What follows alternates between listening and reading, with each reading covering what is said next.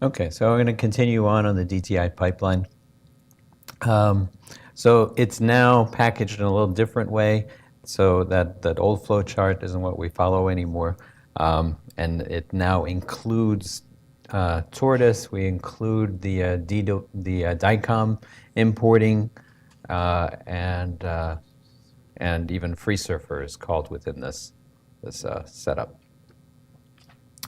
Okay, so we have this I don't think is in the handouts. I'll have to put it there. This is from OHBM 2017, so I'll have to get that into the handouts. Okay, so we have a new flow chart. And in this new flow chart, we have basically three starting areas: the DWI data, the T2 data, and the T1 data. With the DWI data, we'll bring that in with DICOM to NIMH. We bring in all the data, that's DICOM data, with DICOM to NIMH. This is Chris Rorden's software that we now distribute with AFNI. Ours is called DICOM to NIMH _AFNI. So it's the same software. We just build it in our source code too. Okay, so we bring in our DICOM data. We have a viewing tool so that you can look at the volumes and select out bad volumes. If you have both anterior to posterior and posterior to anterior, the blip up down pairs, it will show you first the one and then the other, and you can select which volumes have to be removed, and it will take the union between those two and remove both sets from your data set so that you don't have to analyze those, and update your gradient matrix too. We have a tool to look to see if you've removed some bad volumes. Are there areas that are less covered than others? Have we gotten a full coverage of the gradient directions? We have that gradient flip test I showed you also before too. Okay, on the T2 direction, we bring that in with DICOM to NIMH. We center the T2 images, and we put them in a standard orientation, some uniform orientation, and then we do something called axializing. And you may notice that all the scripts start with FAT something for FATCAT. We're trying to simulate the AFNI proc. So this is the FAT proc. It's not as flexible as AFNI proc yet, but it's getting there. Because so FAT proc axialize, we axialize the anatomical data sets. That means rather than have data sets that are tilted in one way or the other, they're generally roughly ACPC. So they're straight in one direction. And this is a good starting point for alignment between T2s and DWIs, and also with T1 data. And this also helps, the T2s are the basis that the DWIs get aligned into in the T2 space. So we will have everything there. So it's this is a typo, it should be RGB. So our RGB colors of the tracts, when we're looking at them as color encoded vectors, then we'll see them in colors that we can recognize. So we'd be able to tell whether things have gradient flipping, whether we could see major fibers running from front to back or side to side. For the T1s, we look at alignment with our T2s, and so we have displays. We have automatically saved displays, so you can see that alignment with edges and translucency, and then this all gets fed into this, and then we also can include FreeSurfer's reconstruction, and that gives us the parcellations for tissue types and for regions. That we also call, when we use FreeSurfer, we always call at Suma make spec FS, and that creates our standard mesh data sets too. And we take those ROIs and sort them by tissue type that we're going to use together with our DTI data. This all gets fed into Tortoise's diff prep. So Tortoise is that package from Carlo Pierpali's group. Diff prep is the preparation procedure for the diffusion tensor imaging, and it does the distortion correction and the motion correction, and we also will call Dr. Buddy. Dr. Buddy is that blip up-down correction. Until recently, Tortoise was not scriptable, so you had to go in and click. This was an IDL package. It was fairly slow, and Tortoise was called Tortoise because it was so slow. It's now much, much faster, and it's scriptable. So the name is still Tortoise. You'd still, if you calculate the tensor inside Tortoise, you still have to open up the GUI. But it's a very fine package, and Okan Ifoglu has done a great job in making this scriptable. So this enabled this whole pipeline to come together. We calculate our tensors after it goes through the preparation procedure with FATPROC DWI to DT. This is a wrapper for 3D DWI to DT. It makes sure that gets all the gradient directions prepared in the files properly, because these files have lots of different formats. There's B matrices and gradient directions, and so they can all go in different ways, and everybody has a different standard. We have tools for putting them into a common standard, into our standard anyway. So okay, so we compute our tensors, and we can then have, these are the directional encoded maps. So these are that first eigenvector that's been colored by the fractional anisotropy. So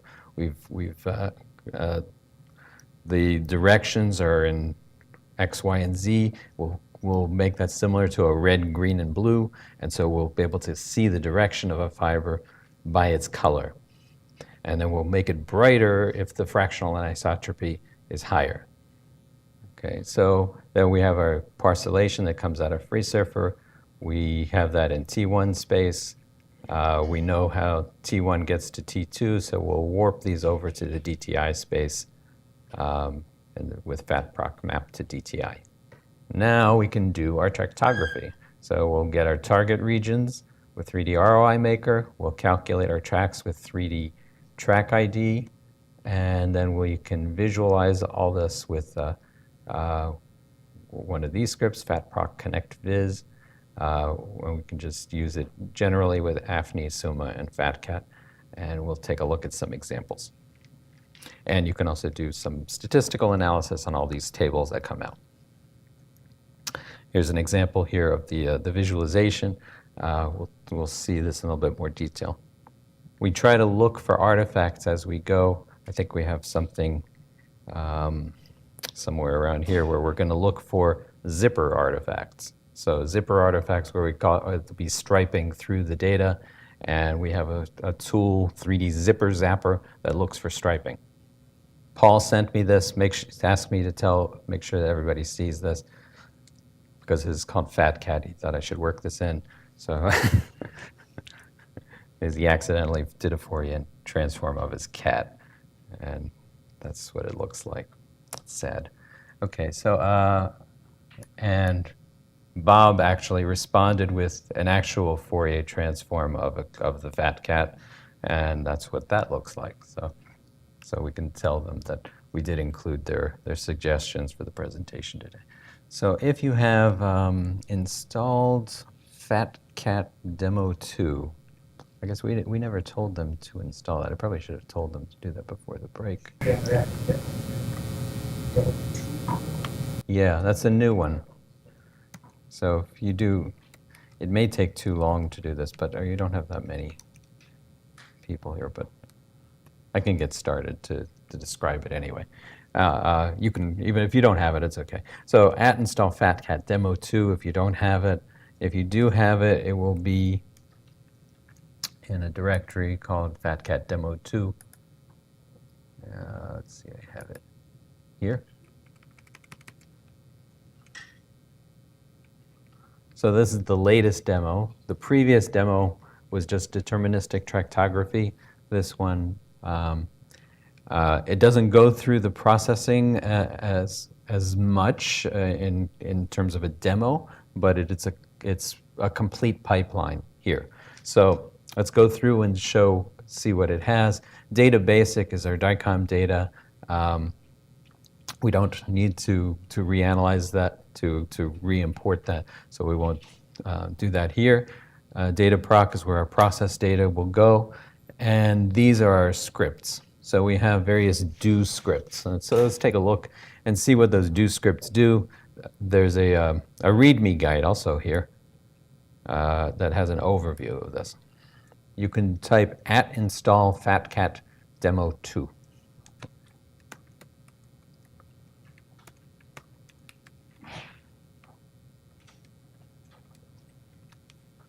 It would be like that.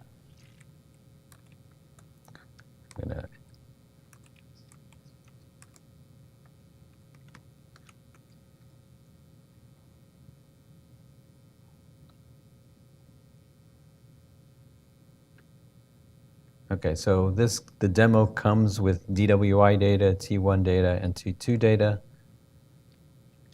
and then some descriptions of those scripts. So the first script, the do00 proc subscript, this is just a wrapper for doing the whole group of subjects. It will do one subject after another. It's just a simple loop across subjects. Do01 subject complete, this is where it gets interesting. This is the actual processing of the data. So let's take a look at that. Just to tell you that the other ones, the example visualization, this will show us our tractography results. This is where we get our pretty pictures. The do03 gives us a QC result. This is where this is a QC process, not a result. This is where we're going to pick our bad volumes and remove them from our analysis. This is a kind of manual censoring, and this will take care of which gradients we take out of our tables and which ones aren't there, and so it's a little procedure for that. And then do04 shows us the grid files from track ID. So, and there's some more descriptions of all the data that goes into this. Here we have the conversion of the DWIs, then we convert the anatomicals. This is the same as the flow chart. Maybe it'd be interesting to actually look at the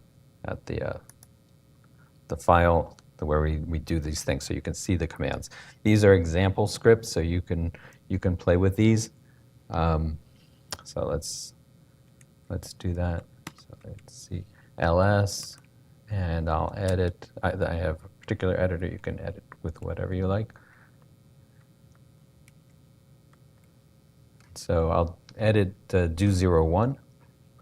Subject complete. Okay. So we set up some variables where our data is. Then we go down here and we will find. Let's see, what will we find here? Okay, so this is converting our DICOM data. You'll notice that all these FATCAT programs, they start with FATPROC.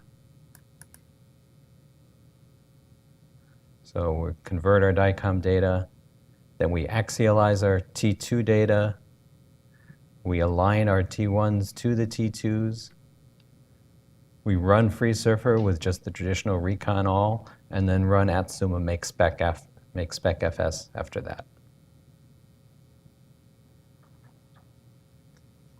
We'll mask our data, mask any, and then we'll look for artifacts with that zipper zapper.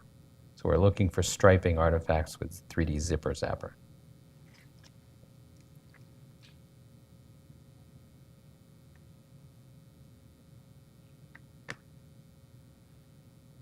And we'll tag those. And prepare our gradient matrix for the diff prep file, and diff prep will do our alignment for the T2, and it will also remove eddy current distortion and do motion correction. Then we call Dr. Buddy, and Dr. Buddy does our blip up down correction.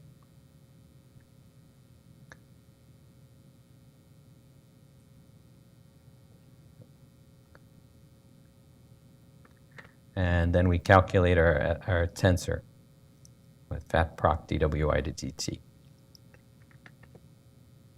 This step calculates our directional encoded color maps from the first eigenvector and the fractional anisotropy. All of these FATPROC data scripts, they all produce images, JPEG images that we can look at later, so it's very easy to review our analysis.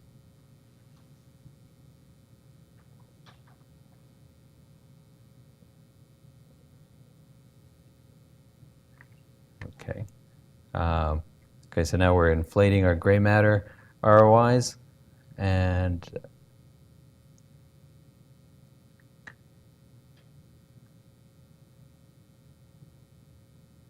then doing our tracking down here.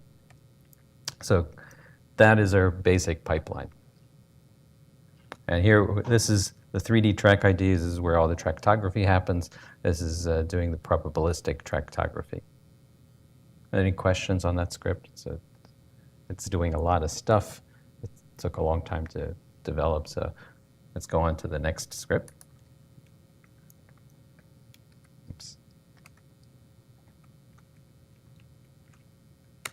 This is some visualization. So here we're going to basically drive Suma. We're going to have Suma open up with the results of what we just looked at, and say we only want to look at one particular set of regions, so ones that go through the right thalamus proper. So let's we can do that. Yeah, let's just run that. So I'm going to do TCSH, do 02 example viz wm.tcsh, and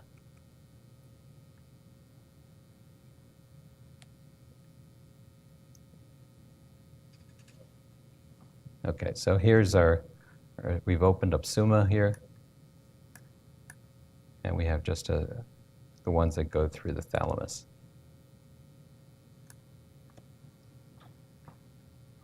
So these are the probabilistic results. And it's colored by regions. The grayscale here is the axial slice of I believe this is the fractional anisotropy imaging. And it's a good point. Inside Suma, we can show volumes now. We're showing slices as we did in AFNI. And so we can manipulate those by right-clicking on the slice itself. So if you right-click, it shows you that it is the fractional anisotropy and shows you the value at that coordinate. If you do Control S, you can open up the object controller. Control S for the surface object controller. And you can change the slice that you're on by dragging the slider. So this is a good way to visualize where these tracks are. And you can also do this with the sagittal slice.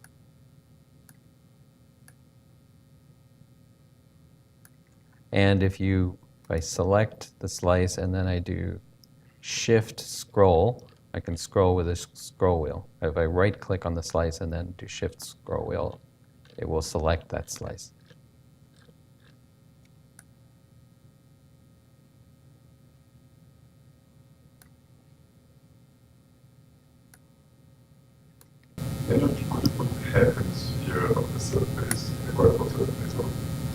you could, from FreeSurfer, you could add that into the Suma command and say, I just want to see, yeah, this is a good idea. So it should be in the demo with that, I think. Yeah, so that's to look at it. So that Suma command line, you can put various kinds of inputs. So you can put a spec file with surfaces in it.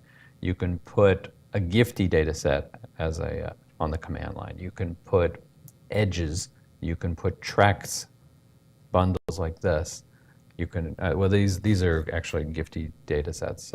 So here we can right click on any of these and manipulate these independently, I think. Yes, we can. If you connect to AFNI, even show the over. Yes, if you connect it to AFNI, they'll talk to each other and show you where that is. So if I open up this in AFNI, they will be at the same location. Here, you can also take this, let me go back to the slice. As I pick each of my slices, each of my objects, it becomes the object in the object controller here. I can say, turn on the volume rendering. So here's volume rendering of my FA data set. Maybe not so interesting, but if I... Yeah, so we still have the slices turned on. Oh, which extra thing? How did I get this rendering? Is the V here. So I clicked on the V button.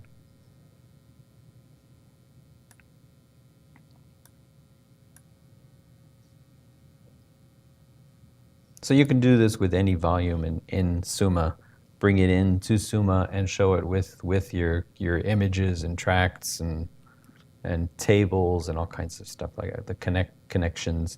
I will be showing a few more kinds of examples of this in the afternoon. So this is a lot of fun to do with a lot of data. I mean, you can bring in lots of different kinds of data and see it in various kinds of contexts and color them differently, and render this in one way and that in another. So it's another one of our endless fun things. So you can see if I raise up the fractional anisotropy enough, I've got a kind of white matter map of the brain. Change the transparency of that too.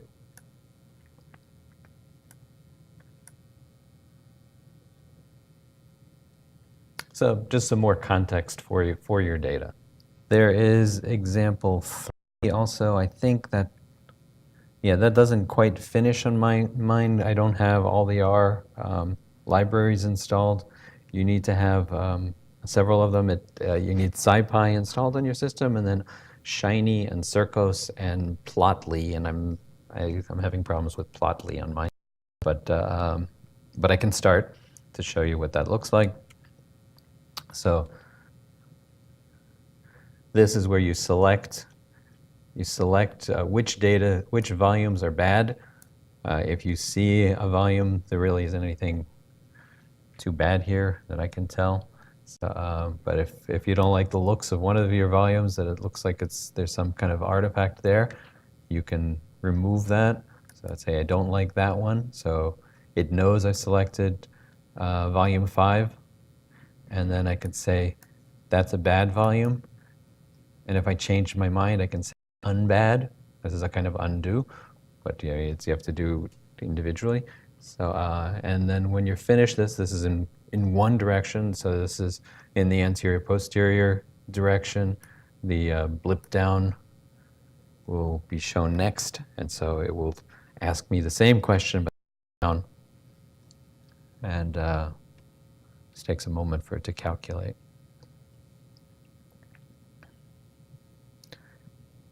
Okay.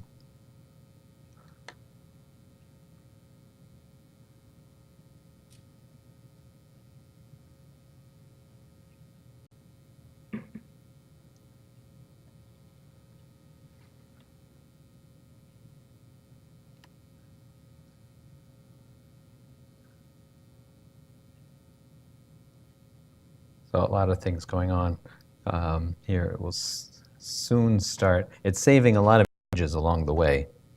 and we'll show you how to do that in the afternoon.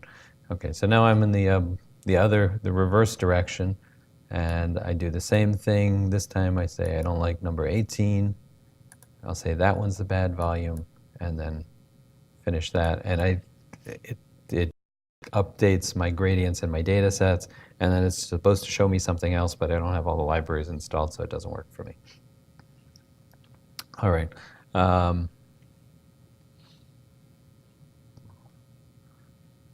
So let's see. There was another command I wanted to show you.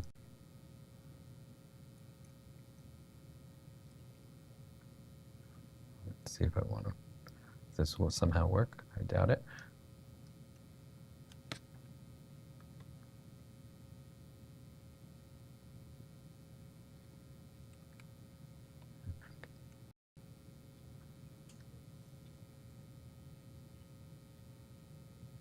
Right, so that is a kind of pre-processing step, the quality control. So you would look at your data beforehand and see if it's okay.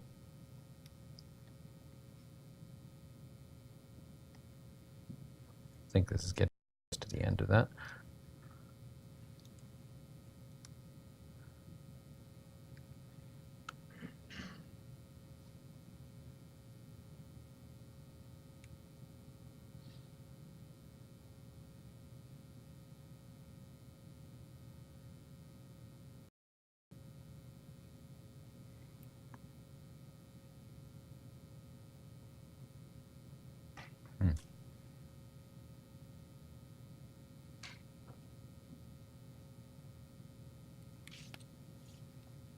All right. I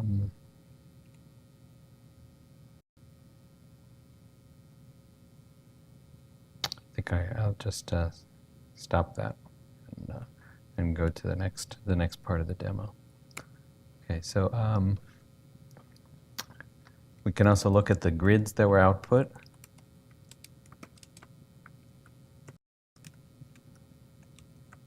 Zero, 4.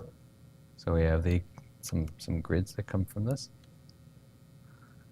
Okay, so here we're looking at bundle length as a function of the ROIs, and the colors are how long the bundles were. It says hit a key in the terminal to close the point and move on.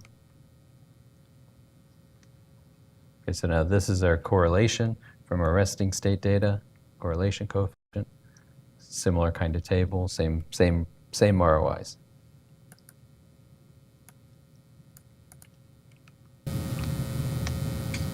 Is that shown in Suma too? Yeah, they can be shown in Suma. This is an overly complicated example of a similar table that can be shown in Suma. So yeah, so you can show these connection tables, these network data sets in Suma. They're graph data sets. It's a particular kind, and so it will show, and they will connect with the rest of Suma.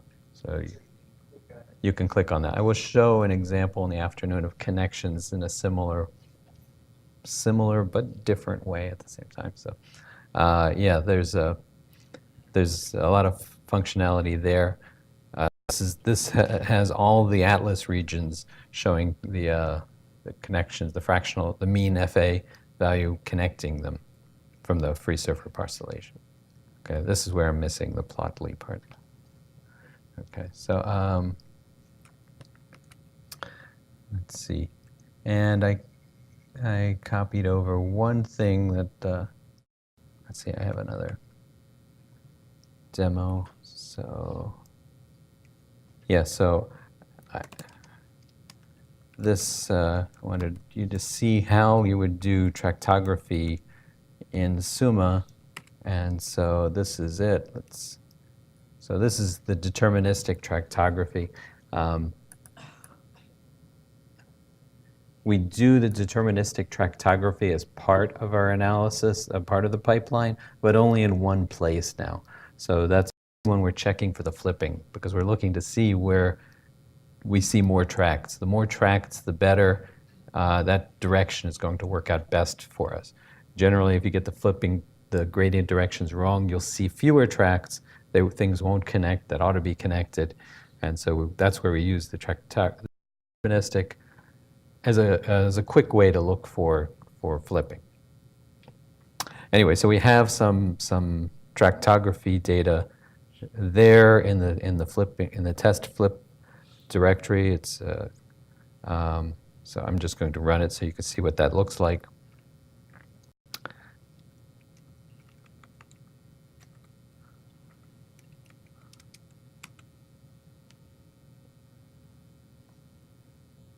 Okay, something strange with my driver because these are a little bit more feathery than they ought to be, but that's okay. So here we can we have the same slice, kind of slices we've seen before, the FA slice, and we have the whole brain tractography done. You can see all of it at once. It's really, these are kind of beautiful images to play with. So you can right-click on an image, on a track, and then we can open up that controller, and we can create a mask by clicking on masks. And if I double right-click on the mask, it changes it to this meshed ball, and as I move this ball around, I can do tractography on the fly.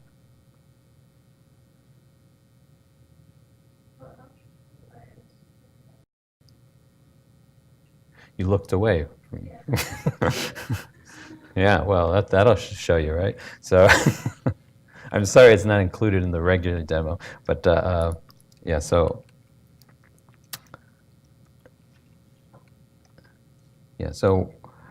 I did this. Let's see, do I have that?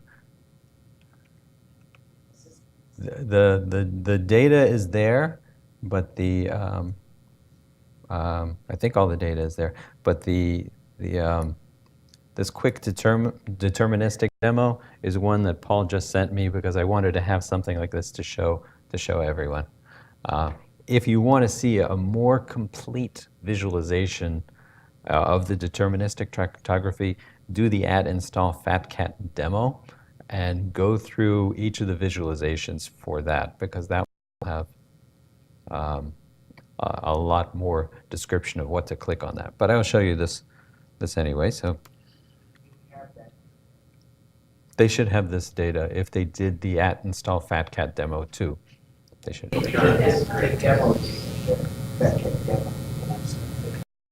They have that. Okay, so they could potentially do that. We could. Oh, but they have to. The problem is they have, for that, they need it to be processed, and that takes some time. More than that yeah, it's a little bit longer than that. I think it's more than 10 minutes. For some people, I think it's more like 30 minutes, but I could be wrong. If anyone wants to, you can move around with that for the last class. That's right. You can start it before you go to lunch, and you run for the FATCAT demo. Run do 00 something, and it will do all the processing on that data to generate the deterministic tractography. And then do 06 is a demo to show what it looks like, and then do 09 there has a further, which is a pretty nice one. So anyway, this is. I just asked you to install demo 2 because it's the latest recommended pipeline. That one is not from the recommended pipeline, but it's cool. So that's in the original demo. Yes. Yeah, you should have that data. So you just need to do the do 00 script, and it will run the processing on that. For the class, Paul had that done so that you could see something, even with the deterministic tractography. But now the whole pipeline includes things like FreeSurfer and Tortoise, and this takes hours and hours to do. So it's included there, but you obviously don't want to run it in the class. Anyway, so just to look at Suma tract, you give it Suma-tract and the name of the tract that's generated, and then the volume to show with it. If you put -SV, it'll let you talk to AFNI. Also, you give it another volume. Okay, so these tracts are stored in this directory. So if you want to do the same thing that I did, just do -tract _temp _test flip and so on. I'll leave that up on the screen.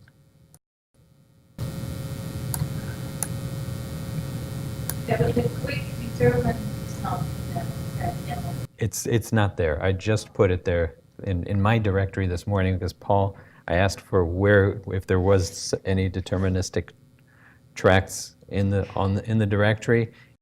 Yes, there are. You can see it with this command. So you have to retype that command if you want to see this.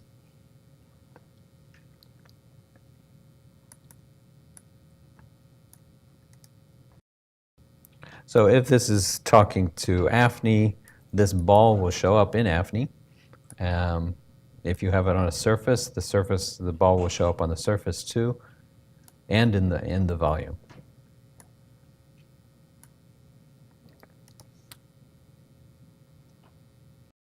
Oops.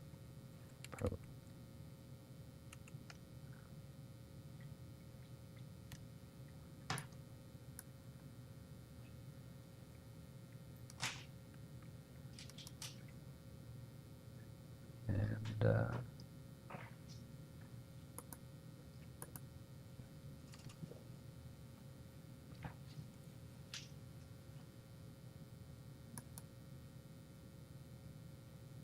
yes.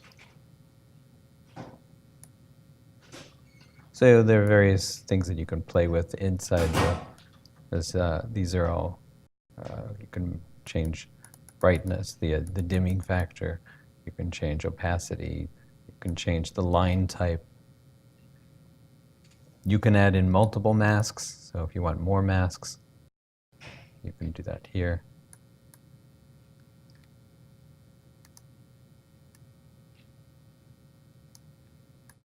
And you can do A's and B's and A's or B's and things like that. So that's all described more in the other visualization, in the install FATCAT demo visualization. All right. I think I've gone through the whole the FATCAT business as it is in the pipeline.